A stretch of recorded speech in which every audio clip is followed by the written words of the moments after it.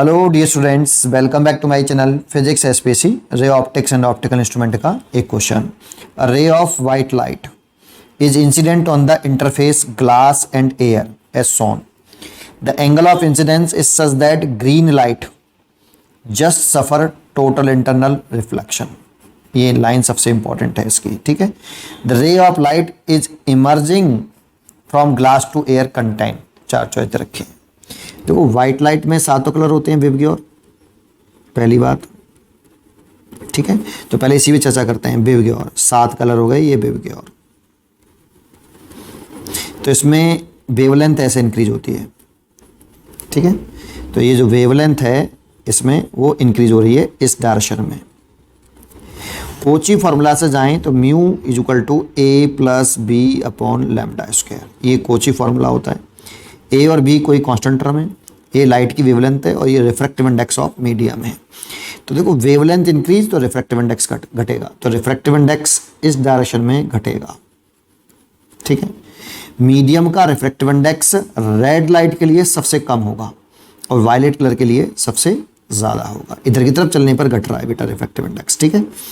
अच्छा, अगर इस जगह पर हम क्रिटिकल एंगल का वैल्यू निकालें, क्रिटिकल एंगल कितना होता है, तो साइन सी ये फॉर्मूला याद होना चाहिए क्रिटिकल एंगल का। Refractive index of rare medium divided by refractive index of denser medium. Refractive index of optically rare medium और refractive index of optically denser medium. और ये हम जानते हैं डेंसर मीडियम का रिफ्रैक्टिव इंडेक्स ज़्यादा होता है रेयर मीडियम से, ये है ना। तो देखो, यहाँ पर ये light dense glass denser medium है और ये रेयर मीडियम है, तो इसका रिफ्रैक्टिव इंडेक्स ND और इसका NR। क्योंकि ये एयर है तो एयर का रिफ्रैक्टिव इंडेक्स तो 1 होता है।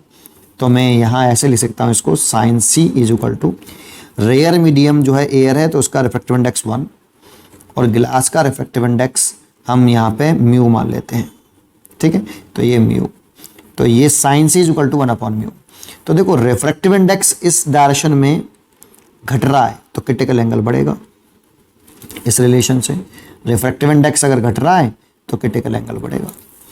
तो किस कलर ऑफ लाइट का क्रिटिकल एंगल सबसे ज़्यादा होगा, तो यहाँ पर रेड लाइट का क्रिटिकल एंगल सबसे ज़्यादा है। उससे कम ऑरेंज का है, उससे भी कम येलो का है, उससे भी कम ग्रीन का है और उससे भी कम ब्लू का है, उससे कम इंडिको और सबसे कम वायलेट कलर का क्रिटिकल एंगल है। अब क्वेश्चन ये है कि वाइट लाइट में ये 7 कलर होते हैं, 7 कलर ऑफ कंपोनेंट्स होते हैं, लेकिन सबके लिए इंसिडेंस एंगल कांस्टेंट है। ऑल कलर ऑफ लाइट के लिए इंसिडेंस एंगल कांस्टेंट है। और देखो, यहाँ पर 3 कंडीशन होते हैं बेटा। हम एक जानते हैं कंडीशन 3 क्या होती हैं, कि अगर ये लाइट चले, यहाँ से ऑब्जेक्ट है मान लो, यहाँ से लाइट चले ऐसे, ये incidence angle, light denser to rare जानी चाहिए पहली बात। तो इंसिडेंस एंगल अगर I लेस देन C होता है तो आपका सिंपल रिफ्रैक्शन होता है, light rare denser to rare जाती है, अवे फ्रॉम दी नॉर्मल हो जाती है। ये रिफ्रैक्शन एंगल 90 से कम होता है अगर I लेस देन C। लेकिन अगर इंसिडेंस एंगल को बढ़ाते हैं तो देखो, इस जगह पे आप स्नेल्स लॉ लगाओगे ना, तो इंसिडेंस एंगल बढ़ाओगे तो रिफ्रैक्शन एंगल भी बढ़ेगा। तो इंसिडेंस एंगल को बढ़ाते गया और इस तरह से बढ़ाया कि रिफ्रैक्शन एंगल बढ़ते बढ़ते 90 डिग्री हो जाए। और जिस इंसिडेंस एंगल पर रिफ्रैक्शन एंगल 90 डिग्री हो जाता है उस इंसिडेंस एंगल को हम क्रिटिकल एंगल बोलते हैं। तो R बराबर 90 डिग्री है ना। और जब इंसिडेंस एंगल को इस क्रिटिकल एंगल से और बढ़ा दें, ऐसे इंसिडेंस एंगल I अगर C से बड़ा हो जाए तो लाइट सेम मीडियम में सेम एंगल से टोटली रिफ्लेक्ट हो जाती है, उसे बोलते हैं TIR ऐसे।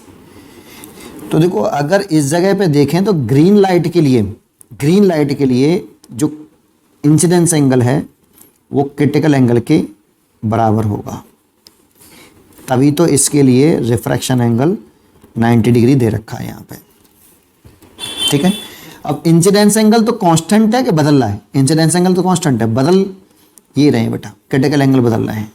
तो सोचो, अगर ग्रीन लाइट के लिए इंसिडेंस एंगल क्रिटिकल एंगल के बराबर है तो यहाँ तो क्रिटिकल एंगल घट गया है, इस साइड में क्रिटिकल एंगल कम हो गया। तो क्रिटिकल एंगल कम हो गया लेकिन इंसिडेंस एंगल कांस्टेंट है। अगर क्रिटिकल एंगल कम हो जाए और इंसिडेंस एंगल उतना ही रहे तो यहाँ पर इंसिडेंस एंगल ज़्यादा हो जाएगा क्रिटिकल एंगल से इन सभी लाइट के लिए। भाई क्रिटिकल एंगल कम हुआ, यहाँ पे बराबर है तो यहाँ पे क्रिटिकल एंगल कम हुआ, इंसिडेंस एंगल उतना ही रहा, तो आई ज़्यादा हो जाएगा इसे। और इस साइड में देखें इंच के लिए, तो देखो यहाँ पे भी इंसिडेंस एंगल सभी कलर ऑफ लाइट के लिए सेम है, आई तो सेम है, लेकिन क्रिटिकल एंगल बढ़ रहा है, ग्रीज तो ज़्यादा ही है सबका, तो क्रिटिकल एंगल इंक्रीज हो रहा है, तो इस जगह पर इंसिडेंस एंगल कम हो जाएगा और क्रिटिकल एंगल ज़्यादा हो जाएगा। भाई इंसिडेंस एंगल उतना ही रहेगा, क्रिटिकल एंगल ज़्यादा हो जाएगा, बस ये कहो।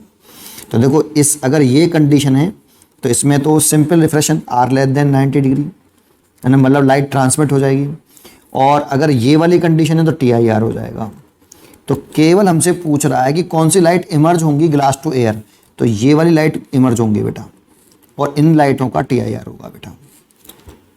ठीक, तो इसीलिए यहाँ पर हम कहेंगे येलो लाइट, ऑरेंज और रेड, ये वाली लाइट जो है ट्रांसमिट होगी, इमर्ज होगी, है ना। तो ये येलो, ऑरेंज और रेड, इसीलिए इसका चॉइस हो गई ए। उम्मीद करता हूँ कि आपको ये जरूर समझ में आया होगा। पढ़ते रहिए और खुश रहिए।